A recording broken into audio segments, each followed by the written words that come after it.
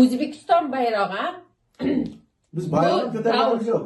Mikrofon ham qo'yganmiz, baqirganimiz yo'q. Biz tinch namoyishini o'tkazdik. O'zbekiston bayrog'i, O'zbekiston ramzi, millatni, davlatni ramzini shunday yoyganda, nima uchun O'zbekiston fuqarosini O'zbekiston bayrog'ini ko'targan O'zbekdan Germaniya politsiyasi himoya qilib, atrofini aylanib olib, qo'riqlash kerak xavfsizligini uyatsizlar, Mirziyoyev. Ha? Nima uchun seni tashlagan bayroq ko'targan obonchilaringdan mana bu yerdagi erkin fikrli 3 ta o'zbekni Germaniya politsiyasi xavfsizligini himoya qilishi kerak sendan Germaniyada turib. Uyalmaysanmi?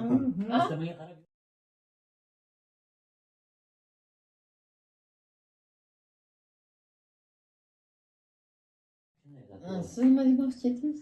Men endi mening o'sha ko'rganimni qo'shimcha qilmoqchiman. Marhamat. O'sha 8-kuni men Bonga 7-may kuni yetib keldim. Bu yigit Dilshod ikkalamiz yozishdik. Men etga borsam, Bonni bilmayman, ko'rmaganman. Tili ham dedim, nemis tili tushunmayman. Qolib ketaman-ku desam, opa, xavotir olmang. Muhammad Amin aka menga topshirgan. Men sizni kutib olaman, bemalol kelavering dedi. Keyin avtobusdan tushdim. Bular bitga olib keldilar Muhammad Amindan gostinitsaga. U kuni erta qolganidan keyin ertasiga endi piketga chiqadigan bo'lib keldik.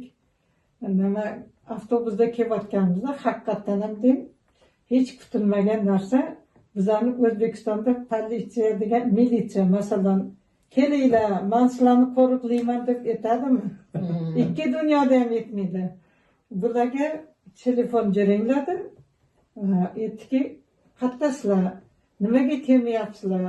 Piket boshlanishi kerak edi-yu, biz xavotir olib sizlarni kutib turibmiz dedi.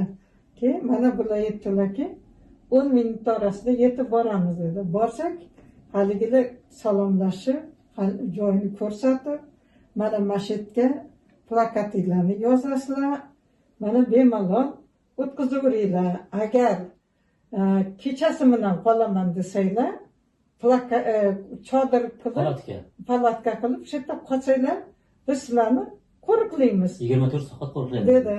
Keyin endi birinchi kuni haligi ikkitasi bularga telefon qilib, aka ukalarimiz, biz ham boramiz sizlarga bir o'tirib osh qilib beraylik sizlarga degan bolalar yo'q. O daryoda ikkitasi ochki taqib o'tiribdi. Keyin biza ko'nglimiz sezdi. Hali bir begona odamligi. Keyin men bularga aytdimki, siz bir telefon qilib ko'ringchi, siz aytgan azamat kelyaptimi yo kelmaydimi? Desam, nima dedi? Ha, yo'q, biz band bo'lib qoldik, vaqtimiz bo'lmay qoldi, uzr, boshqa kun kelamiz deb shunaqa deyishdi. Ungacha o'sha bizni adresni qayerda turganingizni anaqasini tashlang dedi. Nima deydi? Geolokasiya, ha. O'sha manzilingizni tashlang dedi. Manzilimizni tashladik. Ular hop dedi.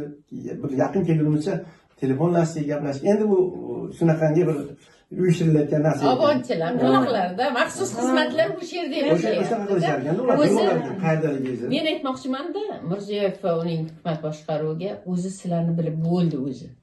Nafaqat Germaniya, butun Yevropa kimliklaringni va qanday qilib obonchi tashlashlaringni bilib bo'ldi endi. Sharmanda bo'ldinglar. Toki men Yevropada ekanman, bundan keyin ham kirdikorlarning fosh bo'laveradi. Ishonch komil bo'lsin. Ketyapti ikkitasi, endi haligi politsiyalar bizani kuzatib turibdi, ularga o'tirgan. Ketyapti o'zicha. Hey, hech kim yo'q. Qo'lini ko'tardi. Qo'lini ko'tardi. Endi go'yoki birov bilan gaplashayotganday bo'ldi. Baxshi sharmandalik. Shunday, xuddi shunday. O'zbekiston g'ordiylarga otxona qilmoqchimiz sizlar sharmandalik. Politsiya biladi. Bitta bayroqni yozganlaringdan O'zbekiston bayrog'i. Biz bayroq ko'targanimiz yo'q. Mikrofon ham qo'yganmiz, baqirganimiz yo'q. Biz tinch namoyishini o'tkazdik. O'zbekiston bayrog'i, O'zbekiston ramzi, millatni, davlatni ramzini shunday yoyganda, nima uchun O'zbekiston fuqarosini O'zbekiston bayrog'ini ko'targan O'zbekdan Germaniya politsiyasi himoya qilib, atrofini aylanib olib, qo'riqlash kerak xavfsizligini uyatsizlar Mirziyoyev. Ha? Nima uchun seni tashlagan bayroq ko'targan obonchilaringdan mana bu yerdagi erkin fikrli 3 ta o'zbekni Germaniya politsiyasi xavfsizligini himoya qilishi kerak sendan Germaniyada turib. Biz tomonga Uyalmaysanmi? Biz tomonga qarab yurishdi-da. Keyin himoyaga o'tdi. Keyin qarang, endi u o'tdi o'sha kuni. Endi 9-may keldi. 9-mayga biz kelsak, endi plakatlarni yozib o'tirdik. Qora futbolka kiygan kishi kelib, "Men jurnalistman. Men sizlardan intervyu olmoqchiman. Sizlar qayerdan keldinglar? Sizlarning partiyanglar bormi?" deb gapirganda, bular aytdilarki, bizning partiyamiz bor, mana Taraqqiyot partiyasi. YouTube'da borligini ko'rsatdi, YouTube kanallarda borligini. Keyin ko'rsatganlaridan keyin yana haligi nima dedi? Nimalar juda yaxshi bemalol dedi. Keyin u bir mahalla haligidek podaga o'xshab anuvlar keldi. Bayroqlarini ko'tarib, kichkina bayroqlar. Obonchilar deymiz endi. O'zbekiston Mirziyoyevning obonchilari. Kelib Bayroq ostidagi. bayroq ostidagi. Nariroqda endi ikki ko'zi biza tarafda. Agar politsiya bo'lmasa, bizlarni urishar edi. Ha. Xattash qiladi, uyushtiradi, urush qiladi. Keyin jamoat tartibini buzdi deb sizlarni olib ketib, o'sha namoyishga xalaqit berish maqsad. Albatta. O'tkazmaslik.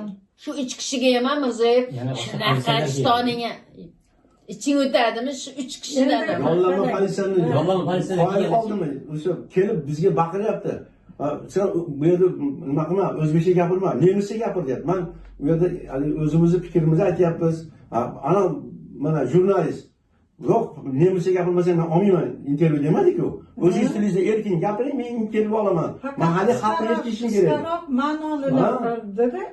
Gapiringlar. Men dedi, shuni dedi, yetkazaman dedi. Google'dan tarjima qilib xalqimga yetkazaman. Demak, soxta politsiya ham olib kelibdi Mirziyoyev amonchilar. Uni qanchaga sotib oldinglar, soxta politsiyani, ha? Xalqqa qarshi ishlatish. Doktor ketdi ular. Mayli endi. Yana endi qarang, o'zbekning puli mana shu bekorchilarga ketyapti. Bechoralar, men bechora emasman, Xudoga shukr. 3000 pensiya olaman. Albatta. O'sha pensiya bilan xohlagan joyimga boraman.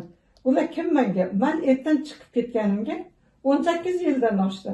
Men bularga bo'ysunmayman. Bo'ysunmaganman. To'g'ri. Chunki men bulardan na Karimovdan, na Mirziyoyevdan ro'shanlik ko'rgan emasman. Ikkita bolamni men mana shu yerga kasal holatda olib kelganman. Bular operatsiya qilib, o'qitib, odam qildi. Mana ishlamaganman. 3000 pensiya beryapti. O'zbekistonda tushida ham ko'rmaydi unaqa narsani. 3000 pensiya bu 100 million degani. 100 million. Endi qarang. Hozir men eshityaptim, odamlar shu paytda 420 ming pensiya olar ekan. Ha? U dahshat. Ha? Bular millatlarni olib qatlagadir yashiryapti. Millatlarni olib Xitoyni olib kelib qo'ydi. Yo'q, 100 million emas, 40 million.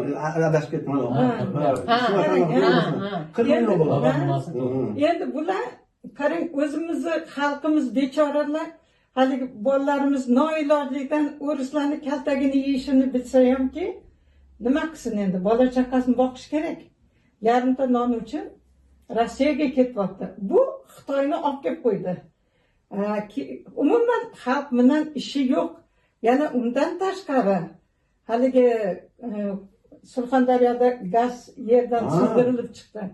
Biron marta Mirziyoyev shu xalq meni xalqim zaharlanib o'lyapti hozir. Bo'g'ilib o'lyapti ekan odamlar. Yo'q, biron marta chiqib ko'rinish berdimi? Yo'q, bularga xalq kerak emas. Men o'shanda tushundim.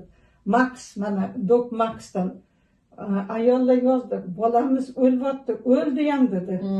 Lekin ularga men eshitishimga qaraganda kvartira yana pul, mashinalar va'da qilgan ekan. Aldash, shu ovozini o'chirishda sotib olmoqda. Sotib olgan ham, lekin hech narsa bermagan. Endi men o'sha narsalarni ko'rib yurganim uchun menga endi odamlar mag'zava ag'daryapti. Bu o'zi haligi tuhmat qilib kvartira, yaxshi kvartira olmoqchi. Menga kvartira umuman kerak emas. Xudo berib qo'yibdi menga 2 xonali uy. Hamma sharoitimdan yetadi menga o'sha. Yozishyapti, pullarni qanday olishyapsan? Masalan, berayotgan o'sha mana ham pensiya yoshidaman. Menga masalan o'sha yurishimizga yetadi. Xudo xolasa Alloh qodir qilsin, qayerda bo'ladigan bo'lsa, Yevropaning qaysi bir davlatda bo'ladigan bo'lsa, albatta elchixonalarning oldida, mana endi bundan keyin elchixonalarning oldida tashkillashtiramiz bu narsani. O'zbekiston elchixonasining oldida paraketga yotamiz endi. O'sha mana yoz bo'lyapti bundan buyog'i. Odamlarni ko'proq jalb qilamiz. Albatta biz bu narsalarni qilamiz. Chunki biz Yevropada turib, shu narsalarni mana Ukrainani urushidan chiqqan, tashqariga chiqqan xalqi Yevropada, Amerikada yurib norozilik namoyishini bildirgani uchun Ukrainani butun dunyo himoya qilyapti. Endi qarang. Bizlarni o'zbeklarni haligi cho'ntagiga narkotik tiqib, qo'rqitib, qamab, haligi shartnoma tuzib, go'yoki kvartiramdan ta'minlayotgandek, qo'liga grajdanstvo berayotgandek, haligi shartnomalarga qo'l qo'ydirib, aslida bittasi kechagina yig'layaptiki, O'zbekiston pasportini ham olib qo'ygan bular. Na Rossiyani pasporti bo'lyapti, na O'zbekistonniki. Ana 1200 ta odam yuborgan. 1110 ta. O'shandan bir haftaning ichida 109 tasi o'libdi. Ey Mirziyoyev, sen Mirziyoyev emas, Mirziyonsan. Sen butun xalqi boshiga kelgan balosan. Seni farzandlaring yuribdi, semirib, o'ynab. Kuyovlari bormi urushga? Kirib, $100,000 arzimagan xalqi nimasini, futbolkasini xalq ustidan olib. Seni bolalaring borsin. Seni kuyovlaring, erkatoylaring borsin.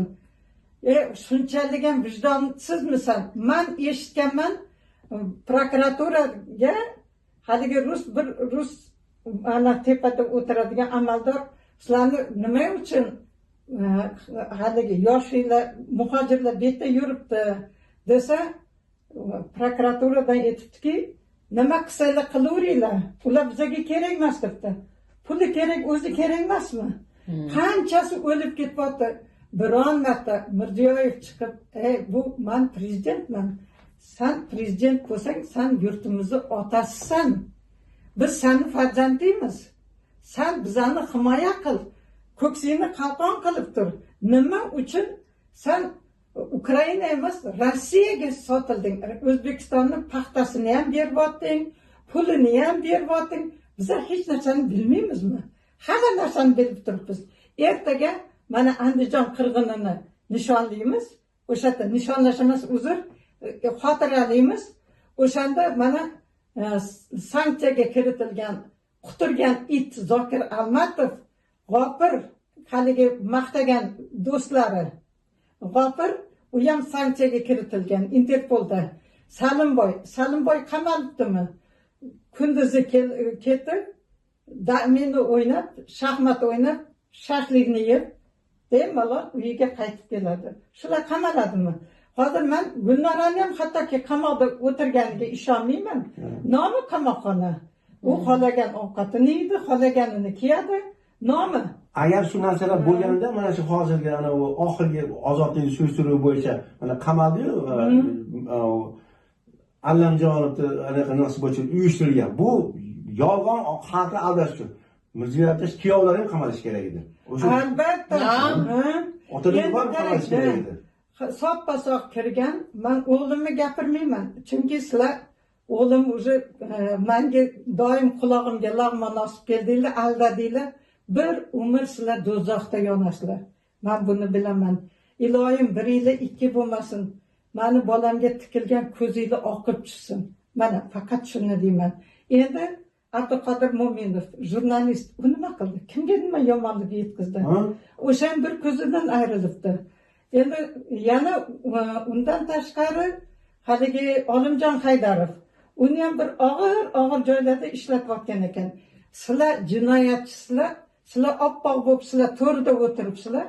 Haqqa gapirgan blogerlar, ayollarimiz, onalarimiz, ko'kragi saraton bo'lganlar qamoqda o'tiribdi.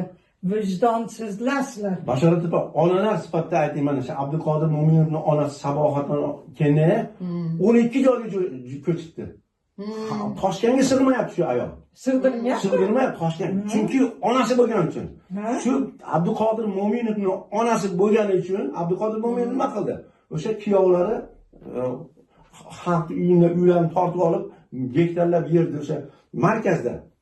Qaysi nima? Mirzo Ulug'bek tumanida. O'sha odamlarni uydan chiqarib olib, kadastrlarini yo'q qilib, 1 gektar 2 gektar yerni sabohat onalarga, o'sha onalarga bunaqasini ayting. Onasi bechora operatsiya bo'ldi. Soppa-sog' yurgan ona. Qarang, Abduqodir Mo'min nima qildi? Shu onasi jabr ko'rish kerakmi? Endi qarang, men bularni shunchalik menga jon kuydiradi deb o'ylamadim. Bilmas ekan, hali jurnalist kelib o'g'limni bu kim degandan keyin meni bolam dedim. 25 yil, 32 yildan beri dedim qamoqda. Buni men o'ligini ham, tirigini ham bilmayotganim yo'q. Kechagi jurnalist aytibsizmi? Nima jurnalist? Yordam beringlar dedim. Menga aytdiki, mayli dedi. Nemis tilini bilmas ekansiz, anaqa o'zbek tilida gapiravering, telefonni tutqizib qo'ydi. O'zim tarjima qilaman dedi. U yoqdan bir ayol aytdiki, biz sizni his qilyaptik ona sifatida dedi. Sizga sabr bersin dedi. Lekin aytdiki, qisqaroq qiling, chunki bizani vaqtimiz yetmaydi uni o'qishga dedi. O'shani berdim. Keyin men aytdim, nima qilasizlar sizlar buni desam, biz butun dunyoga yetkazamiz dedi. Mana jurnalistlar shunaqa nimaga egada, bular chegara bilmaydi. Kerak bo'lsa o'sha jurnalistlar bo'lganmi? O'zini maxsus mutaxassislarni O'zbekistonga ham yuborish mumkin. Keyin endi qarang, haligi endi nima deb tushuntirsam ekan deb fikrlab turibman. Ichida bir yoshrog'i, men aytdim, siz bu parlez français desam, "Oui" dedi. Un petit peu dedi. Ozgina degan. Keyin dedi, nimaga ular dedi, sizlar qo'shilolmayapsizlar dedi. Men aytdim, ils ont contre pour nous dedim. Bular bizga qarshi dedim. On est démocratique. Ils ont pas démocratique, diktator dedim. Keyin nima qildi dedi? Haqiqatan ishondi. Chunki ular bizga qo'shilmasdan bayrog'ini hilpiratib turibdi. Uyat o'limi shunaqa joyda hamma butun dunyo Zelenskiy deb bor pulini yordamga tikayotgan paytda bu Putinni yonida Putinni quchoqlashib o'tiribdi. Quloqga shivirlayapti, xuddi bir o'zining mashqasini singyapti. Bu juda bir alamli narsa. Bu diplomatiyada bunaqa narsalar yo'q. Ko'rishdimi? Bo'l, tamom. Hali ko'rishtirgan yana quloqiga pichirlayapti. Muhammad Amin aka, Bashorat opa, vaqtni inobatga olamiz va agarda haqiqatan ham o'zbekistonliklar Yevropada Andijon qirg'inidan jabr jafo chekib yurgan bo'lsa yashab, ertaga 13-kuni Germaniyani o'sha Bonn shahridagi Birlashgan Millatlar Tashkilotining binosini oldida soat 10 dan 15 gacha. 15 gacha. kutamiz.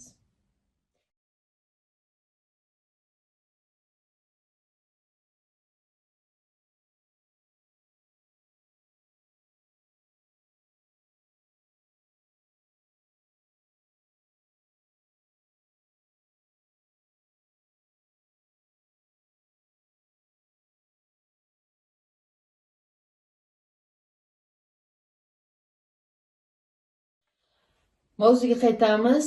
Demak, bor yo'g'i 3 tagina faol. Shu 3 ta faolga kimlar debdi? Ha, bular studentlar kelgan, bayroq ko'tarib. Muhammad Amin aka, men tushunmayman-da.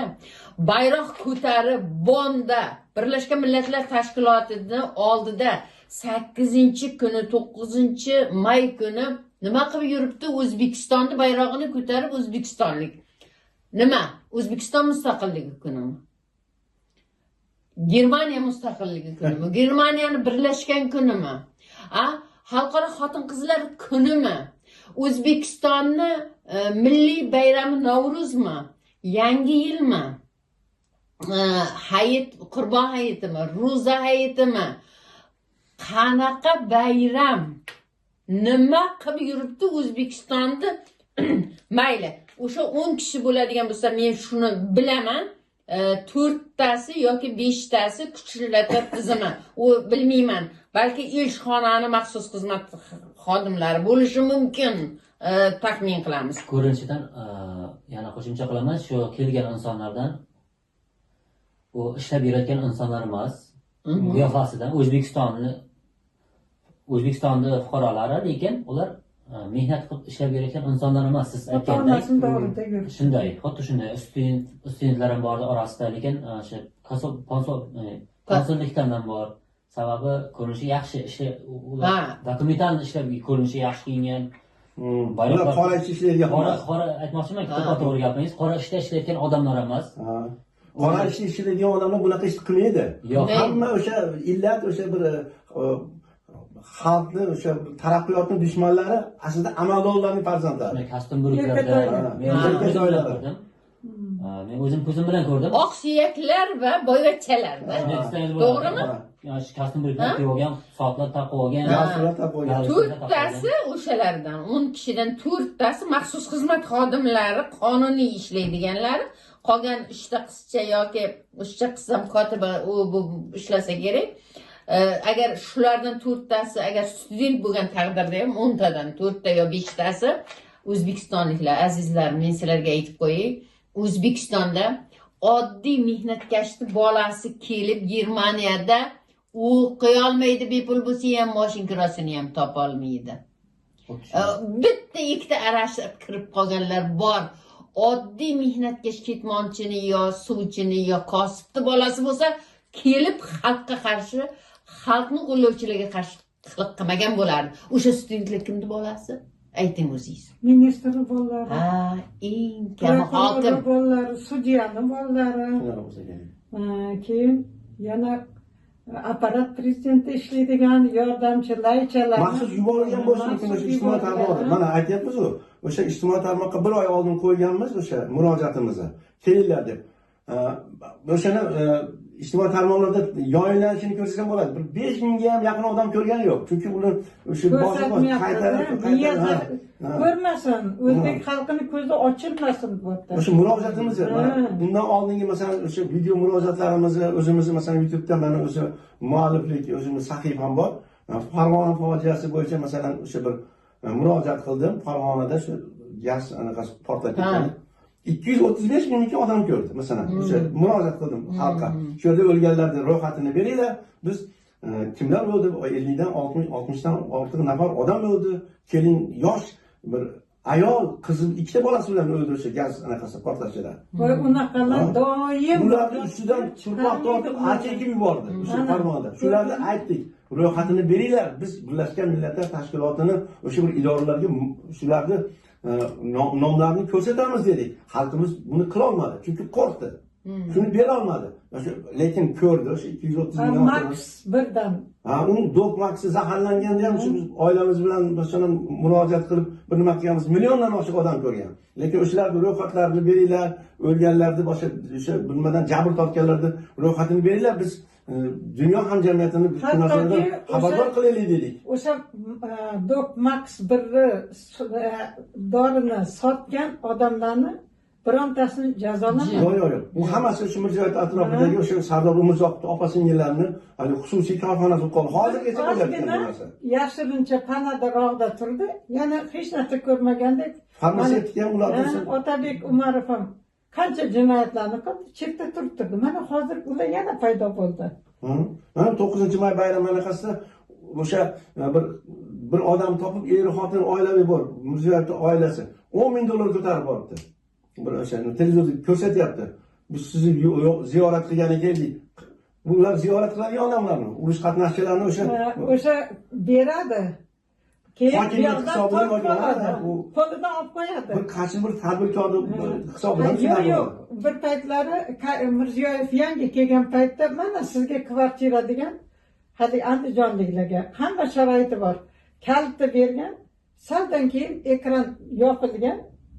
Tortmagan kalitni. Saniki emas, bizaniki. Shuning uchun men ularga umuman ishonmayman. Yanada hozir aytsamda endi Yevropa davlati 29 ta davlatda qonun bitta qonun ishlaydi. agar bilsangiz 29 ta davlat bor. Hamma uchun qonun barobar. Hamma uchun qonun barobar. Bir-birini hurmat qiladi. Faqat Mana xalq uchun ishlaydi ular. polislar Xalq ishlaydi, uchun. polislar ishlashini ko'rdingizmi? Masalan, bizga endi aytib o'taman-da. Hmm. Shu yerga yotasizlarmi dedi sizga, adashmasam. Shunday deb aytishdi. Chodir qurib yotmaydi. Kechasi bilan o'tirsalar, yoqsalar bo'ladi. Shunday deyishdi. Hop, bular dedi, 24 soat men qo'rg'on. shu yerda yashayman dedim. Bular dedi, uzoqdan kelgani uchun so'raymiz dedi. Bu palatka tuzib shu yerda yotishadimi dedi. Biz dedi 24 soat shu yerda bo'lamiz dedi. Sizlar bilan ishlaymiz biz dedi. Shunaqa deyishdi, to'g'rimi? Shunaqa deyishdi. Bu narsalardan xursandman. Ha, shuni aytyapman. Endi men aytmoqchimanki, O'zbekistonda ham O'zbekiston, Qozog'iston, Tojikiston, Ozarbayjon, Turkiya davlati hammasi bitta bo'lsa demoqchimanki, bu hammasi. Katta Yevropa ittifoqida emas. Birlashsa demoqchimanki, birlashsa. Turon birligiga o'xshaydi. Turon birligiga o'xshaydi. Birlashsa shu hamma xalq bitta til bo'lsa, masalan, tillar ham yaxshi yashaydi deb o'ylayman-da. Qonun bir bo'lsa, O'zbekiston xalqi ham shu davlatlarda xalqi yaxshi yashaydi deb o'ylayman. To'g'ri. Xuddi haligi oilaviy boshqaruv bo'lmaydi. Mirziyoyevni bitta qonun bo'ladi demoqchiman. Bitta qonun boshqa qonun bo'lsa, men xuddi Yevropa ittifoqida. Nima sabab o'zidan sizga savolda, men endi sizga savol beray. Nima sabab O'zbekistonda tinch namoyishlar o'tkazish mumkin emas, taqiq qo'yilgan? Nimaga sabab? O'zbekiston fuqarolari o'z huquqidan foydalana olmaydi. Sizga savol. Endi mana biz siyosiy partiyalar tuzish jarayonida boshqa bir mana 20-yildan beri naf kelamiz. Partiya tuzish, siyosiy kasaba uyushmalariga birlashish, siyosiy bir jamiyatlarga qo'shilish, xayrixohlik bildirish bu konstitutsiyani avvalgi o'zgartirmasdan oldingi bilmasdan 34-bandda ko'rsatib qo'yilgan. Hozir yangi o'zgartirilgan konstitutsiyada 38-39-bandda ko'rsatilgan. Lekin bizning xalqimiz tinch norozilik namoyishlar bildirish, siyosiy partiyalarga qo'shilish o'z huquqini bilmaydi. Masalan, aytdik-ku kecha, siyosiy partiyalarga birlashib yoki boshqaruvdan talab qilish xuddi maktabda auditoriyada o'tirib qo'lini ko'tarib bir fikr bildirgan. Mana qo'lni ko'tarsa, domla aytadi, ustoz aytadi. Nima muammoing bor degan. Aytadi, o'tiradi bu. Xuddi tashbishi tinch norozilik namoyishlarni ko'chalarga chiqib bildirish ham xuddi shuni singari aslida. Bu huquq bu. Shunday. Bu insonlarning huquqi bu.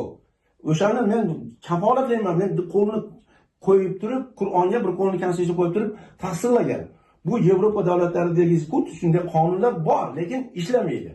Buni ishlashni bilmaydi xalqimiz. Foydalanishni bilmaydi. Endi bitta narsani bu yerda aytib o'tishimiz kerak. Hali gapimni chala qolganini to'ldirib qo'yaman-da, davom etamiz.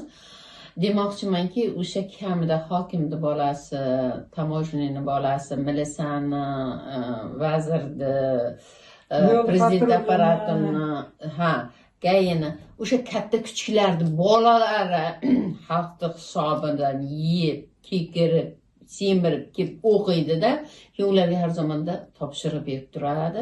Bu yerda siz kabi hur fikrli insonlar xalq manfaatini o'ylab Mirziyoyev diktaturasiga qarshi bir gap gapirmoqchi bo'lsa, o'sha xalqning hisobidan kelib bu yerda o'qiydigan karcharonlarni bolalarini obonchiq qilib, student bolalarni obonchiq qilib tashlaydi. Demoqchimanki, Mirziyoyev o'lganing yaxshida bu kuningdan 3 tagina faolga o'zbek xalqini soliq to'lagan soliqlari evazidan yig'ilgan puldan qancha sarflading? Mana shu 3 kishini norozilik namoyishiga talaba hali bu nima emas, tilmash bu o'zingizga. Shunday volontyorlik xizmatini qilib yurgan. Tarjimon qilyapman. Masalan, men bu yerda hozir masalan O'zbekistonda men aytganingizdek hech qanday namoyishlarga qatnashmaganman, lekin men 2021-yildan 2022-yildan beri shu haqiqat tarafda Sotsial demokrat partiyasi Xodinazar Orqolov boshliq domlalar hammasini ko'rib borasiz. Hammasini men ko'rib boraman va men shu hozir mana Muhammad Amin aka Bon shahridagi mana 2025-yil 8-9 kunlari va 11-12 kuni. 12-13 o'zim adashdim. Shu kunlarni ijtimoiy tarmoqda ko'rdim, Facebooklarda ko'rdim, YouTube'larda ko'rdim va Men qo'limdan keladi, men qo'limdan kelgancha yordam qilaman. Rahmat. Va va yaxshi tillar o'rgansam, masalan, hozir bu yerda men kurslarda o'qiyapman. Kurslarda ular aytishyapti, yaxshi til bilsangiz deyapti, sizni boshqa davlatlarga ham yuboramiz deyapti. Amerikaga, Angliya, Avstriya masalan, buyurtmalar bo'ladi. buyurtmalar bor ularda. Chunki ish kuchi kerak Yevropa davlatlariga. Fransuz tilini bilsangiz Kanadalargacha borishingiz mumkin, Amerikaga borishingiz mumkin, Lotin Amerikalarga. O'zbekiston fuqarolar, O'zbekiston yoshlarimizga ham ingliz tili, yana aytib o'taman, ingliz tili, fransuz tili, nemis tillarini o'rganib kelsa, yaxshi ishlarda ishlaydi. Oldin buning uchun hozirgi savolingga men ham javob bermoqchiman. Buning uchun odam oldin qonun ishlash kerakda. Masalan, nima uchun demokratik davlatlarda, Yevropada odamlar norozilik namoyish qiladi-yu, nima uchun O'zbekistonda norozilik namoyish qilmaydi odamlar deb. Masalan, qilmadi emas. O'zbekiston Respublikasining bosh qonuni Konstitutsiyada har bir fuqaro o'zining siyosiy huquqlaridan foydalanish huquqiga ega. Ko'cha yurishlari, namoyishlar o'tkazish huquqiga ega deb yozilgan va vaqtida o'zim ham O'zbekistonda paytim. Bu huquqdan foydalanishga ko'p va ko'p urinib ko'rganmiz va olgan mukofotimiz jarima bo'lgan ot kallasiday. Urkaltak, surkaltak, politsiya himoya qilish emas, namoyishga chiqqan odamning huquqlarini, xavfsizligini himoya qilish bilan emas, uni qo'llarini qayirib, sen jamoat tartibini buzding, sen hukumat tuzumiga qarshi, Mirziyoyevga qarshi namoyishga chiqyapsan deb olib borib, burchakka tikka qilib, tahqirlab, qamab, jarima qilib, tahdid qilib, jinnixonalarga qo'yib, qarindoshlardan izolyatsiya qilib, zo'ravonlik o'tkazgani uchun xalqni yuragini olib qo'ygan. Xalq qo'rqadi O'zbekistonda ichida. O'sha konstitutsion huquqidan foydalanishdan qo'rqadi. Lozing yozib, shiorlar yozib, agar chiqsa bo'ladi. Masalan, qo'rqib o'tirsa o'tiraveradi. 30 yillab hozir mana qizlarini, oilasini, bola chaqasini qo'yishga harakat qilyapti. Kasal bo'lib hozir o'zi zo'rg'a yuribdi. Endi avlodini qoldirib, yana 30 yil, yana 40 yil yashaydimi? O'zbek xalqi yana bir kutamizmi? Agar xalqimiz respublikalar bor. Ahvoli shu bo'lsa, bir asr yashaymiz yana. Endi hozir farzandiga, qiziga qoldiradigan bo'lsa, xuddi shu jinoyatlarni yana boshqara oladi. Qo'ldan chiqargisi yo'q-da shu tizimni. Buning uchun xalqimiz ham uyg'onish kerak. Yo'qda, masalan, bo'lva boshqar degan gap bor-ku. To'g'rimi? Bizda xalqimizda ikkita, mana bizda hozir Yevropada ozmuncha o'zbekistonlik yuribdimi, aka? Ozmuncha o'zbekistonlik yuribdimi? Kelinglar, O'zbekistonning kosasi oqarsin. 1-2 bo'lsin. Xalqimiz farovon bo'lsin. Ertaga farzandlarimiz yelkasiga oftob tegsin. Xitoy qarz berib bosib olib yerda olib qo'ymasin. Putin gazimizni qaytarib bersin, elektrni atomini qurmasin. Xalqning hayotiga tahdid bo'lmasin. Mirziyoyev amirliklari xalqni qonini ichmasin deb norozilik namoyishi qilib tugatish kerak. Norozilik namoyishga kelinglar dedi. Kim keldi? Nimaga kelmadi? Mayli O'zbekistonda ko'rsatmadi deylik, o'zbekistonliklar kela olmaydi. Yevropada Mirziyoyev to'siq qo'ymagan edi-ku internetga. Hamma Yevropada ishlab rizqini terib yurgan u Andijon qochqini.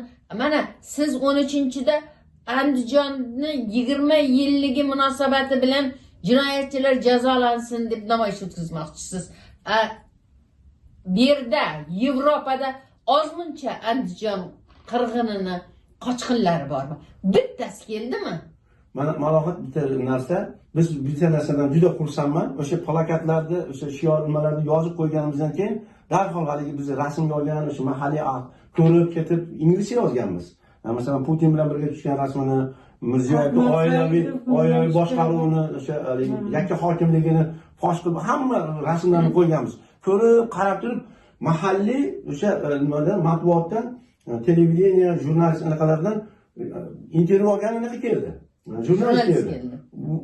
oldin ko'rib o'rganib turib, men sizlardan anaqa qilaman deb politsiyadan so'radi, bizdan intervyu oldi. Bizdan o'sha biz nimalarga o'zimiz Politsiyadan ruxsat so'ramagan. yo'q, politsiya bilan anaqa qildi, men jurnalistman dedi. Politsiya Politsiya yana bizga aytdi. Tushuntirdi ekan bu yigit nima Men qildi, nima shunday dedi. men aytdim bu kishi bizdan intervyu olar ekan dedim. Ha. Bu Bu tushuntirdi. nima maqsadda turibsizlar deb kelib qiziqdi, u jurnalist ekan. Shu narsa bizga juda bir yaxshi aniq bo'ldiki, men 13-kuni ham kelaman dedi. Agar 13-kungacha 12-da ham kelaman, kelsanglar dedi. ha, Andijon qirg'inidan o'sha zahmat chekib, o'sha yurtidan qochib chiqib ketib, Yevropa davlatlarida yurgan odam bir vatandoshlarimiz bo'ladigan bo'lsa, mana keling. Mana intervyu olar ekan, o'zingiz fikringizni bildiring. Mana biz bu yonimizda turing. Bu hech qanaqangi bir nima emas. O'sha jinoyat qilganlar, xalqni otganlar, tank bilan xalqimizni qirib, qonga belaganlar Bitta yerlarni otganlar. jinoyat javobgarlikka tortilishi kerak. Bular qachongacha? Hozir ijtimoiy tarmoqda hali siyosiy baho berilmadi. 20 yil bo'lsa ham siyosiy baho berilmasa, bu axir insonning umri o'tib ketadi. Bir inson 60 ga kiradigan bo'lsa, insonning bir 3 dan 1 umri 20 yillik muddat. Bu Nimaga hozir qarang, nimaga sabab qarang. Hozir sizga aytaman, Yevropa davlatida nimaga hamma bir xil. Boy kambag'al yo'q. Nimaga O'zbekistonda boy kambag'al bor? Sizga savol. Mana Yevropa davlatida men yashayman, Germaniya davlatida yashayman. Hozir boy kambag'al yo'q bu yerda. Aholisi hammasi bir xil. Bir xil. Muomala bir xil. Muomalasi ham bir xil. kechagi jurnalist ham kelgan, velosipedda kelgan. Xuddi shunday ham. Aha, ko'rib Oddiy velosipedda keldi. Oddiy velosipedda.